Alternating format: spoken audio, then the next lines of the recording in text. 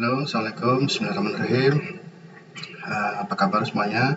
Baik, ini adalah video yang saya janjikan. Kita akan bahas regresi dan lebih spesifiknya decomposing of variation. Ya, mari kita lihat ini.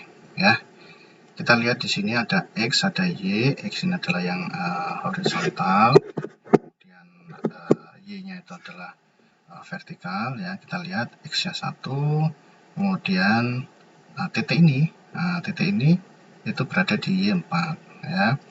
X2 berada di titik 24 ya. X4 berada di titik sini ya. 8, 5, 32 ya. Nah, ini adalah titik-titik yang sebenarnya. Ya, titik sebenarnya itu misalnya ini X-nya, ini adalah X yang satuannya juta misalnya ya, yaitu income satuannya juta ya. Kemudian yang Y ini adalah konsumsi ratusan ribu ya. Jadi maksudnya income 1 juta itu digunakan untuk konsumsi 400.000, income 2 juta digunakan untuk konsumsi 240.000 dan seterusnya ya. Jadi itu maksudnya. Nah, kita lihat di sini, ini titik ini ya, titik ini itulah yang kemudian disebut sebagai data aktual yang sebenarnya, karena memang faktanya seperti itu. Jadi income-nya 1 juta digunakan untuk 400 dan semuanya ya. Lalu garis ini tuh garis apa? Garis ini adalah ini. Ya, ini garis dari model. Ya, ini garis dari model yang merepresentasikan titik-titik yang ada. Ya. Oke. Saya kasih contoh yang lain ya.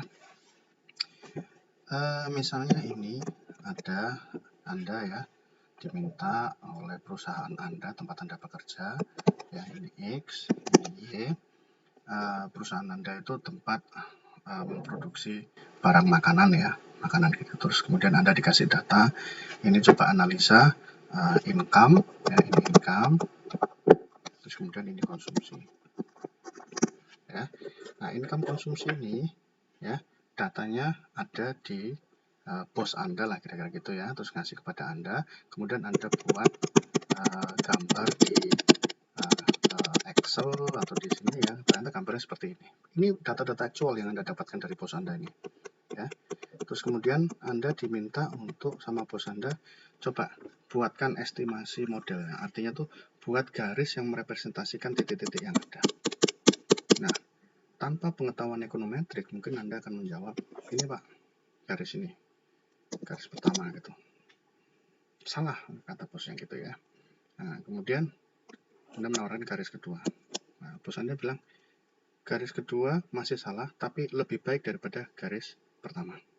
Ya, kemudian Anda menawarkan ini. Nah, bos Anda bilang, garis ketiga lebih baik daripada garis kedua, ya, jauh lebih baik daripada garis pertama. Ya, kemudian Anda menawarkan gini, Anda hanya sekedar menarik garis saja. Garis keempat lebih baik. Nah, tapi yang Anda gambar itu kan baru menggaris saja tanpa perhitungan matematis dan sebagainya. Artinya seseorang bisa saja kemudian menggambarkan yang mirip dengan gambar 4 itu walaupun sedikit berbeda slope-nya, misalnya seperti ini. Nah, yang nomor 5 itu. Nah, pertanyaannya adalah mana di antara 4 sama 5 itu yang lebih baik? Nah, dasarnya apa? 4 Pak, 5 Pak. Ya, ini kan gambar hanya misalnya saja, tapi nanti ketika perhitungannya benar gitu, maka bagaimana memutuskan 4 sama 5? Nah, jawabannya adalah, mari kita lihat. Kenapa kok Anda mengatakan garis kedua itu lebih baik daripada garis pertama? Atau bos Anda mengatakan seperti itu. Garis ketiga itu lebih baik daripada garis kedua untuk merepresentasikan titik-titik yang ada. Itu semata-mata karena jaraknya dengan titik-titik sesungguhnya. Jarak estimasi ini dengan titik-titik sesungguhnya ini. Jarak model ke satu ini, ya, jaraknya segini. Sedangkan model kedua itu dari sini ke sini. Nah, otomatis kita harus nyari jarak yang pendek. Ini, ya. Jarak pertama ini sama titik di sini misalnya, ya. Nah, ini sini. Sedangkan yang kedua itu segini. Apa sih yang kedua lebih baik daripada yang pertama? Nah, kalau ketiga jelas lebih baik dari yang kedua. Lihat, ini ke sini, ini sedikit saja ya. Tapi ini titik ini ke sini loh, ini kan jauh. Sedangkan ini ke sini dekat.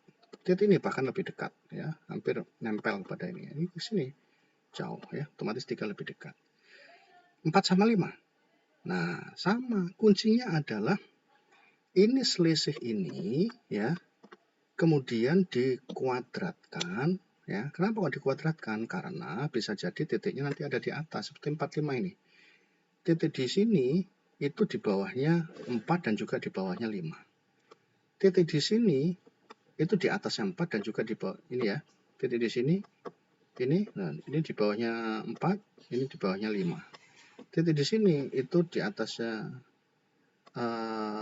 titik ini di atasnya 4 dan juga di atasnya 5. Nah, kan ada di atas, ada di bawah. Nah, kalau Anda memperhitungkan minnya, ya, ada yang plus, ada yang min, itu nanti kalau Anda jumlah, nanti hasilnya saling menghilangkan, maka hasilnya akan salah. Maka kedua-duanya ini harus dikuadratkan. Maka untuk mencari ya garis yang betul-betul merepresentasikan titik ini, maka kemudian Anda harus membuat apa yang disebut sebagai ordinary least square, yaitu ordinary biasa, least itu paling kecil, square itu kuadrat, maka kuadrat paling kecil yang harus kemudian Anda cari, dan itulah model yang betul-betul. Kalau model itu sudah ketemu, pasti akan menghasilkan suatu kuadrat yang paling kecil ya. Oke, nah mari kita lihat kemudian ini. Nah, kita lihat ini garisnya ya, ini adalah residualnya seperti yang saya bilang ya. Terus kemudian ini adalah fitted value-nya karena ini langsung ke X ya. Nah, apa bedanya dengan yang ini? Kalau yang ini ada Y bar. Nah, ini saya sebutkan, ini Y bar ya. Ini X tadi ya, ini Y bar. Nah, ini lihat decomposing the variation ya. Apa maksudnya decomposing the variation ini? Maksudnya itu variasi itu kan sebaran kemudian decompose itu membagi ya. Sebarannya dibagi menjadi apa? Menjadi explain dan residual ya, residual. Nah, Y ini yang tidak ada apa-apanya, yang tidak ada atasnya, itu berarti Y aktual di sini ya. Sedangkan Y yang ada garisnya di sini itu adalah, saya sebut Y bar, itu adalah Y rata-rata ya. Ini Y rata-rata, terus kemudian ini Y aktual ya. Aktual berarti titik-titik yang ada di sini. Nah, kemudian ini apa? Ini itu adalah Y prediksi, yaitu alfa plus beta X. Nah, ini adalah garis yang di sini ya. Garis, ingat guys, ini adalah slope, ini betanya ya. Ini pelajaran SMA kita. Ya, ini Y-nya, sehingga kalau yang ini itu nanti garis ini dibedakan dengan Y rata-rata. Makanya ini disebut sebagai explain deviation. Lihat ini. Ya, explain deviation itu adalah explain deviation itu Y bar ini ya. Ini gambarnya kurang pas ini, sebentar ya. Y bar ini explain variable ini salah nih. Ini gambar yang atas, sorry. Ya, ini yang bawah. Ini tulisannya di bawah gambar ini. Jadi explain variable ini itu adalah ini Y ini ya, dikurangi Y bar. Nah, ini Y barnya kelihatan di sini nih ya. Apakah Y ini itu dari atas ini ke sini ya. Terus habis itu ada Y bar.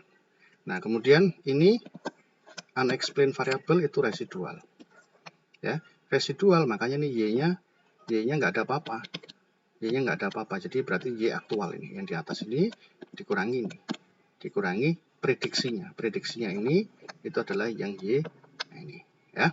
Nah, kemudian ini total ya, berarti dari sini ke sini, yaitu dari ini titik ini yaitu Y sebenarnya dan Y bar ya, barnya di sini. Nah, oke. Jadi itu dulu sementara, nanti akan saya lanjutkan lewat gambar ya. Sorry, bukan gambar, data ya, lewat data. Oke, sementara itu dulu. Assalamualaikum warahmatullahi wabarakatuh.